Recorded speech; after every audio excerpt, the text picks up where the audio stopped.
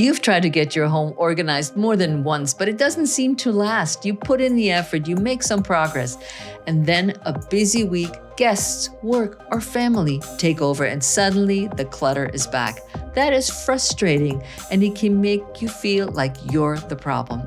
In today's conversation with Tracy Hoth, we talk about a simpler way to create more ease at home, one that fits real life and it doesn't ask you to overhaul everything.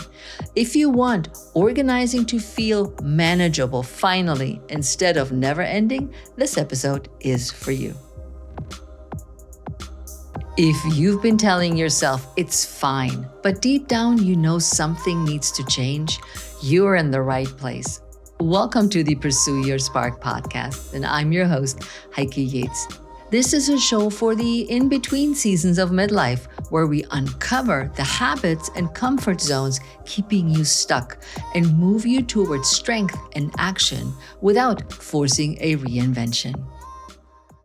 Many midlife women wouldn't say they're disorganized. They just feel overwhelmed by stuff they don't have to deal with and spaces that never quite feel finished. And over time, that kind of overwhelm really wears them down. That's why I invited Tracy Hoth to help us rethink what being organized can actually look like in this season of life and how small, doable habits can make every day feel lighter and brighter. Welcome, Tracy. Oh, thanks so much. I'm so glad to be here and talk about this. And yes, that weight is real, that weight of disorganization.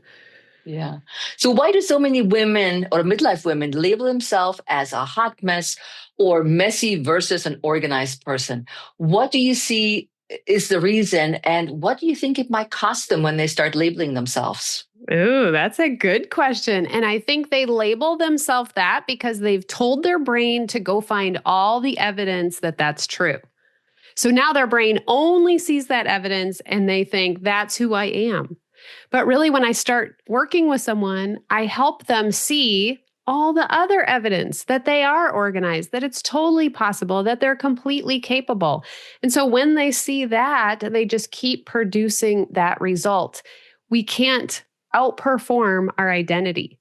And if we're telling ourselves over and over that that's who we are, that's the results we're going to create. Mm-hmm. So it costs them actually being a different person than they really are. Yes, and creating the space in the house and the life and the business that they want because they've labeled themselves as that. Yeah, labeling is such a big problem that we have in midlife, I feel. Yeah. And we've just gotten in these patterns where we might not have gotten the help or even intentionally thought about, well, now, what do I want to be? Who do I want to be? What do I want to label myself as? Mm-hmm. How do you define being organized in a way that brings relief instead of pressure, especially for midlife women who are already exhausted? My definition of organizing is to know what you have and be able to find it when you need it. That's me. Yeah.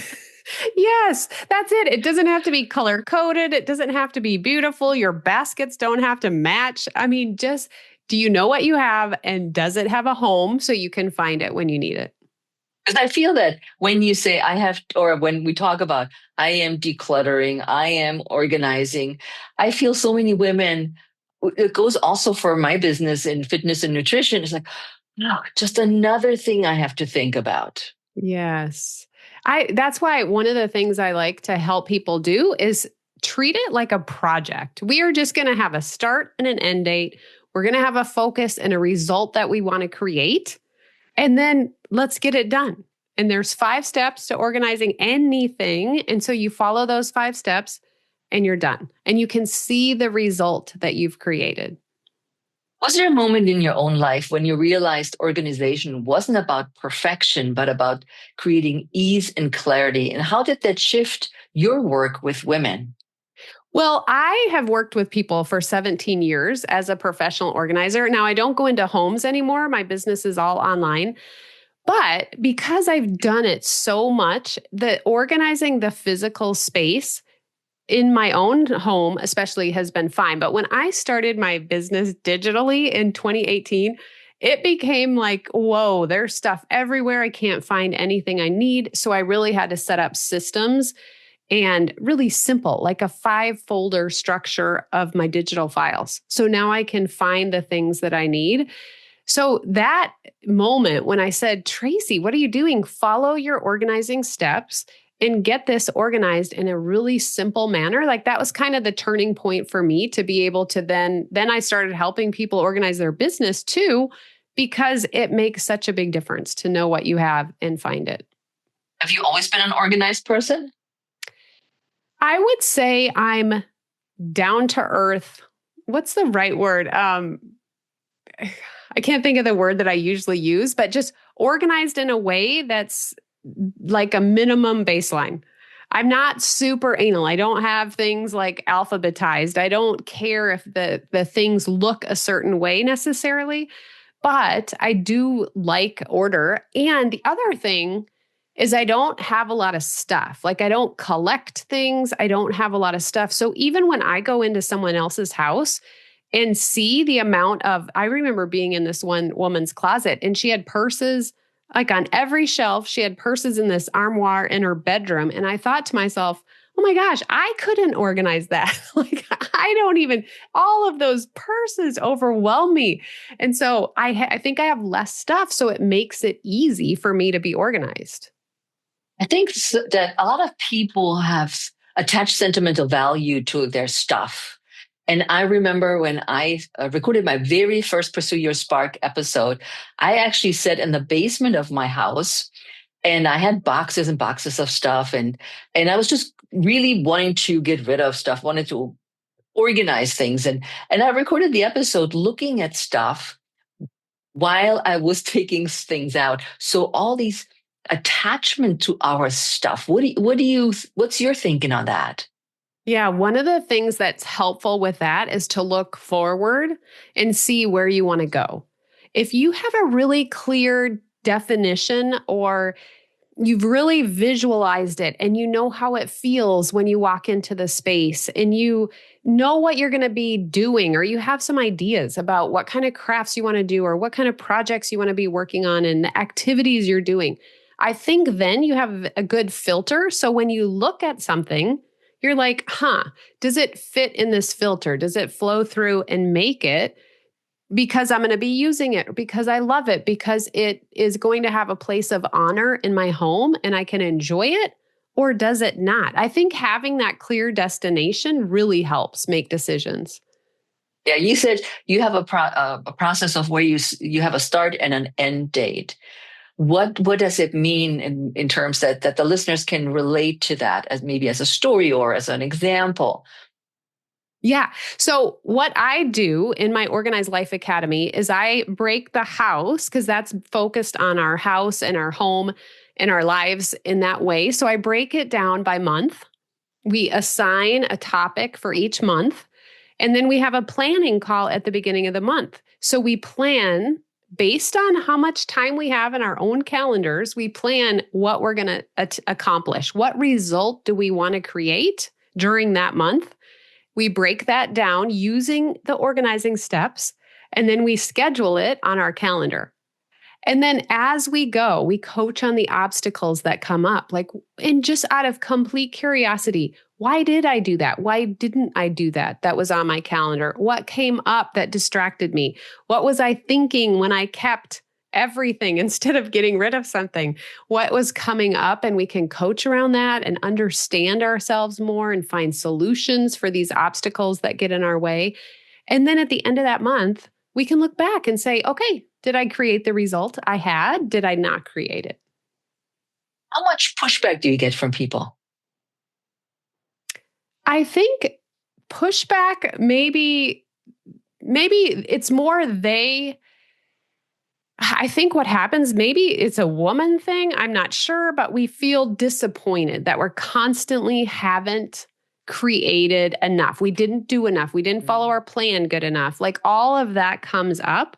And so I think the pushback is in the coaching part of it. Like, let's take away all that judgment and just look at the facts. Let's neutralize what happened and just say, what can I learn from this? What happened? Why did it happen? And I have to do the same thing with myself in lots of areas of my life. Just see, okay, what happened and what do I want to take away from that? I think that's the hardest part for so many women, to really take a look inward, why we're collecting all these things and why we're not organizing. And we're looking at other people's homes and go, oh my God, look at their house. Everything has its place and everything's nothing's cluttered in a sense. But we all have also different feelings about what cluttered is to another person. Isn't that so? Oh, for sure. And I call it the clutter tolerance. Like, what is your Okay. clutter tolerance? Is it high? A lot of times we live with someone that has a different clutter tolerance than us, or we have kids that have very high clutter tolerance. They don't even notice. And maybe as a mom, we have less than that, or the opposite way. And then that also depends on, do you have ADHD? Are there other things in your life? How did you grow up that create that tolerance of what we maybe don't even see it. So it might not even be intentional or unintentional, but we might want to change that. We might decide, I want to have less clutter around. And clutter is just delayed decisions.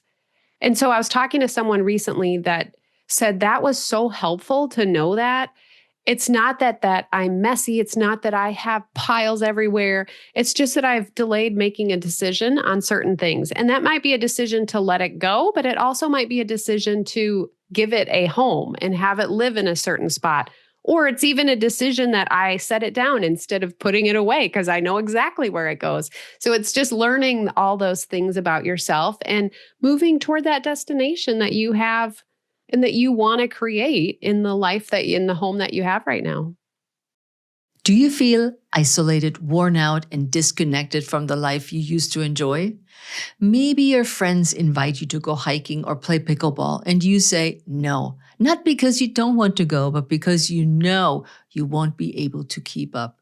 You watch their lives move forward while you quietly sit it out, feeling embarrassed by how much your body has changed. Maybe you feel a shift in your marriage. You're tired. You don't feel attractive. The energy and confidence aren't there, and intimacy doesn't feel the way it used to, even if you never talk about it out loud. Or maybe you love your grandchildren, but you hesitate to say yes to watching them because deep down, a whole weekend would be too much. Sometimes your daughter already sees that, and that can hurt in ways that are hard to explain. If any of this feels familiar, you don't have to figure it out alone. Send me an email and share a little bit about what you've experiencing. What's been frustrating, where you feel stuck, and what are you longing to change? I read every message personally, and my intention is to give you something useful you can implement right away. Email me at heike@heikeyates.com. This can be the beginning of a new chapter, one where your body supports the life you want rather than holding you back. Have right now. hmm Just something came to mind because I've been to somebody's house who was extremely cluttered, but I think there's different ways of looking at clutter, like people that just own too much stuff, whatever much means to the person. Right, On the right. other hand, that person's house I went to, they basically took out a cereal bowl, ate some cereal, and left the bowl and the box on the counter and just continued on with their life. I think that's two different categories that we're addressing here with the clutter. What do you say? Yes, I completely agree. Is it that, and some of that is habits. Like, do we have habits in place to have clutter not be left out? That's part of it too. And the last step to organizing is the maintenance step, that keep the energy so you can spend the energy on what you want by maintaining your organization. And I just think that's tying it to stuff that you already do. That's kind of the magic answer with maintenance.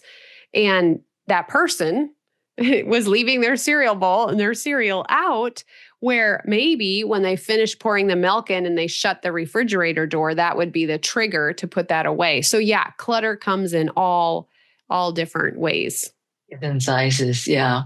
Now, you mentioned about a 5 step process that you follow when you declutter homes. What do you do? Can you share those with us, or at least one? Yes. Hmm. Yeah, absolutely. And I have a 15-minute declutter challenge that has these steps in it explained. And someone just said this, they printed out. I have a printout in there that you can print out and hang up wherever you're decluttering. So it's perfect. The acronym spells space. And so the first step is to sort. We always sort first because if I go into my closet and say, I need to get rid of some stuff, and I pick something up and I'm like, should I keep this? I don't know. Oh, this is hard. I might want to wear that. And we just hang it up and leave. Okay. We didn't even accomplish anything. But if we sort first, that's super helpful. Once we have things in like items, then we purge. The second step is to purge. And I always tell people choose your favorites. Like pick out immediately the things you use, love, that fit, that you wear, that are in good shape. And then you can go to the other questions. Does this fit into the destination where I'm going? Does it, is it usable? Have I used it in the past 6 months? Whatever your questions are. Would I pay full price for it if I were to buy it again? And then you have what you're keeping and you assign homes to that. You decide where is that going to live? And then the fourth step is to contain. And I always tell people, you do not buy containers before this step because now you know where it's going to live and you know what size container or shelf divider or piece of furniture you need to hold these items. And you can get that. And I always say, shop your house first because you probably have something in your house that would work. And then that final step is energize. You now go back to that, enjoy it, feel that energy, spend that energy in the part of your life where you really want to, and then maintain it so that you maintain that energy. So sort, purge, assign homes, contain, and energize. Those are the 5 steps. That's almost like our Spark framework here over here at Pursue Your Spark, along the similar lines. And Yes. and having this process is so helpful.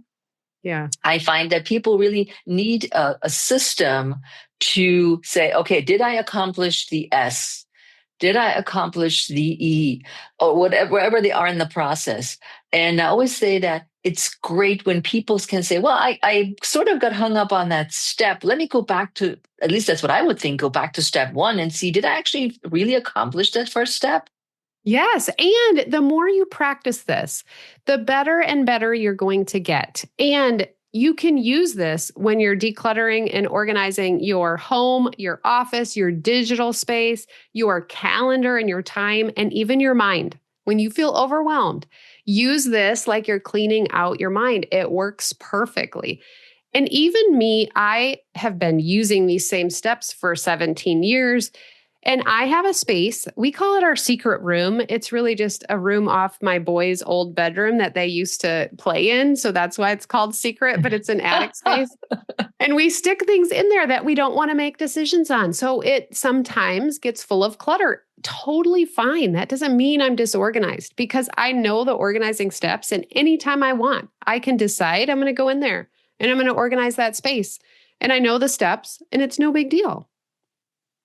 When I think of women in midlife that are oftentimes striving for perfectionism, and I talk about this in my book, Pursue Your Spark, as well, how do you address that fact that they don't have to be perfect in getting their home calm or more or better organized? Yes, I just wrote in something I was writing progress over perfection. That a reality in your life is going to be better than the perfectionist fantasy that you have.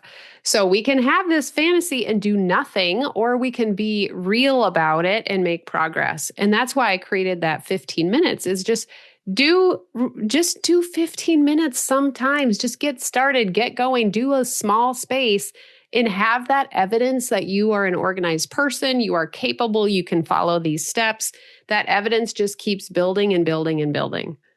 You know what came to mind is the other day I was in my kitchen and I looked at my seasoning drawer and it was organized, but it was not clean and some of the seasonings were old. And so I went at it to clean it out, throw out the ones that were old and I had forever and I never used. Right. Um, and I looked at my project afterwards, and it literally was that little drawer. I felt so good about myself.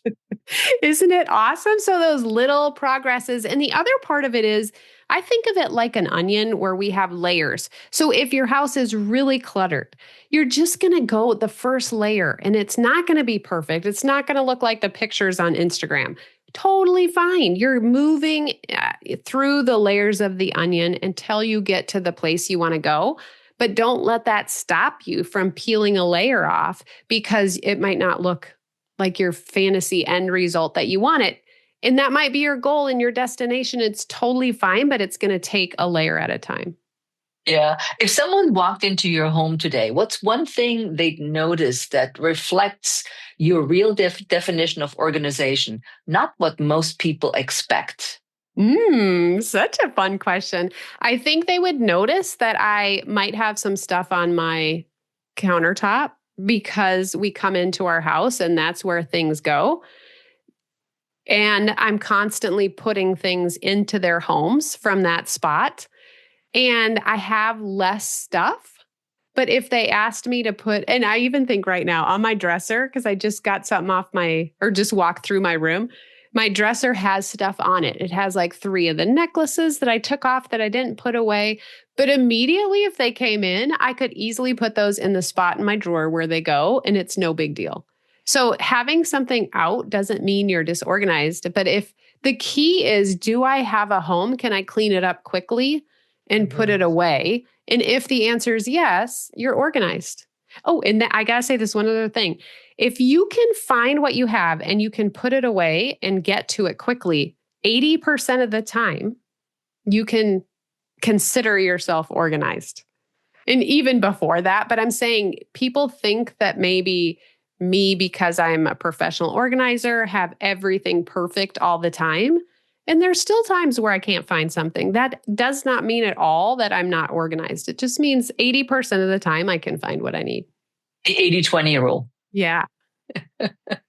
Why do small, consistent habits as your 15-minute declutter challenge work better for midlife women than big clean out plans even when motivation is really high? I'm going to do this. Yeah. Well, then to me, say 15 minutes, I'm going to accomplish this result. Then when you finish that result, you see that there was a result created. And then you can say, do I want to keep going? I just told my client this an hour ago. Do I want to keep going? Yes. And then you do another. Decide, I'm going to do this for 15 minutes. And then you do it. You can keep going and make that a long period of time. But you have these wins that you've kept in there, that you've created for yourself in there. So I think that's helpful. I think often, and I even do this in my own business, I think, well, I want to redo this one thing and I need a big, huge block of time. And then it keeps getting pushed back and back and back and back. And I never get to it because there's not this magical block of time that we need. So just get started. Just try it. Just prove to yourself that you can do a little drawer or your purse or your car or countertop and see what happens. Quick pause. It's Heike. I just want to share this with you because I know many of us are feeling stuck in midlife, even if we don't talk about it out loud. That's why I wrote Pursue Your Spark. It's honest, it's simple, and it walks you through 5 big traps we fall into, like comparison and never feeling like we're doing enough. There are also 6 worksheets inside, so you're not just reading, you're actually figuring things out in your real life. I wrote it for women like you and me. If that feels like something you need, the link to get the book is in the show notes. Yeah, and we touched on this a little bit already, but for many women, including empty nesters, especially, clutter isn't just stuff, it's the memories, the identity. In what way do you help women to let go without feeling like they're losing parts of themselves? And maybe they are losing that old identity. If they want to call it losing, they're shifting. And I think the key is that there's somewhere exciting that they're going. And maybe they don't even know that. But what could that look like? Start dreaming about it, writing about it, visualizing what's possible. I just heard today, like, plan something on your calendar for in the next 2 months. That's exciting. That kind of stretches you a little bit. That's something to look forward to. And then watch yourself be excited moving forward, like going forward, that anticipation. And that gives you something in your identity to focus on versus I'm losing this. And it does, I have a woman who's 92 years old in one of my programs, and she used to be a painter and she's getting rid of her paints. And that doesn't mean it's not emotional. It doesn't mean that it's not hard for her to let those things go. I'd say be present for those emotions and be patient with yourself as you make those decisions and let those things go and find someone meaningful to give them to or not. Because it's hard. Like those memories and stuff are really there. And I think it's important to honor that and also have something you're looking forward to. Yeah, I think that vulnerability that comes with those items that you're attached are really key in order to get let go, to letting go, whether it's emotional stuff or physical stuff. Because at some point, we all need to open up and not keep getting stuck and stay in the gap, which I call the gap between where I am and where I want to be. And it's like you said, draw out your dream, see where you go forward rather than looking back. Honor those experiences in the past, but looking forward to something new and exciting. Yes. And there's certain things we could do. Like we could make a book. Like if there's like a bin of stuff that was when you were a painter, let's just say, because we use that example. Take some photos of special things, like write stories about it and put it in a book to honor that time in your life and to keep that memory for the people in the future, like your descendants and loved ones, that they can know that about you. Like that's fun if you want to make that a project. One of the other things I want to point out is someone said that, and she shared an example of she went through a divorce and she was sitting in a different house and all these boxes were packed and it was just bringing up all this emotion of having to go through them. And one of the things she recommended was just walking in that room and sitting there for 10 minutes and just feeling the emotion and walking out. And then the next day, walking in, sitting there, feeling the emotion and walking out. And that counted, if you want to call it, toward organizing and unpacking because she just was allowing the emotions that came. And eventually she was able to open a box. And after that, she was able to open another box. And so really giving yourself permission to experience the emotions that might come with letting go of a past identity is really important. And at the end of each episode, I ask my guests what SPARK stands for them. And SPARK stands in my world for strategic, purposeful, authentic, resilient, and knowledgeable. Pick one and let us hear what you think. Ooh, resilient stands out because I've had this identity shift in myself in the past couple months where in my business, in my life, I always identified myself as someone who didn't do things she wasn't kind of naturally good at. And so building a business, you're really not good at a lot of stuff. And so I quit a lot of stuff because I wasn't good at it. Now I realized I was doing that. I knew I had that identity, but I hadn't really tied it into my business. And I realized I don't want that identity in my business anymore. I want to be someone who does stuff she's not good at, has fun not being good at it, and learning how to be better. Not trying to be the best person in the room and be the best at everything, but really be not good at it, come forward, show people I'm not good at it, and get better. And so that has been such a freeing thing. So I kind of think of that as the resilience. Like I am growing in my own identity of who I think I am and in my business. So that's what I would pick. I love it. This is great. I appreciate that.